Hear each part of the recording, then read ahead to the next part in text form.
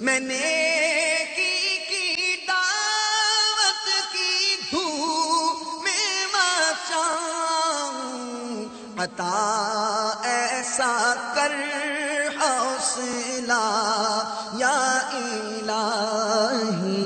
اللہ تبارک و تعالی قرآن پاک میں ارشاد فرماتا ہے، بسم اللہ الرحمن الرحیم، الذی خلق الموت والحیات لیبلوکم ایکم احسن عملا۔ وہ جس نے موت اور زندگی پیدا کی کہ تمہاری جانچ ہو تم میں کس کا کام زیادہ اچھا ہے۔ ہم نے سن لیا کہ ہماری زندگی کا مقصد کیا ہے، اور اس مقصد کو بیان فرمانے والا کون؟ ہمارا پیارا رب عز و جل، ہمارا جس پر ایمان ہے، جس نے ہمیں پیدا کیا ہے، جس نے یہ دنیا بنائی ہے، اسی نے ہمیں ہماری زندگی کا مقصد بیان فرمایا۔ مگر آج کے مسلمانوں کا طرز عمل اس کے بالکل برعکس ہے۔ اسی لیے اب مسلمان بجائے ترقی کے تیزی سے تنزل کی گھاٹی میں اترتا چلا جا رہا ہے کہ دیکھیے، علم دین کی جگہ علم دنیا نے لے لی،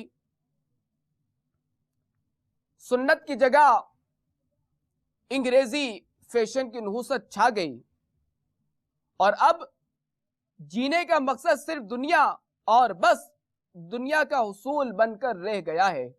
ذلت و خواری مسلمانوں کا مقدر بن چکی ہے۔ نہ طاقت ہے، نہ قوت ہے، نہ شان ہے، نہ شوکت ہے، نہ آپس میں محبت و الفت ہے، نہ حسن اخلاق اور اچھی عادت ہے۔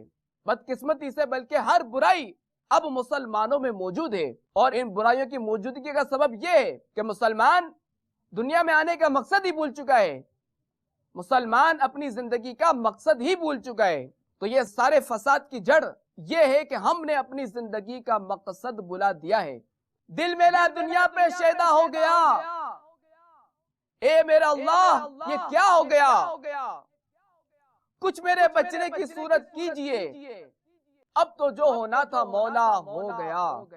میں نیکی کی دعوت کی دھوم میں مچاؤں، عطا ایسا کر حوصلہ یا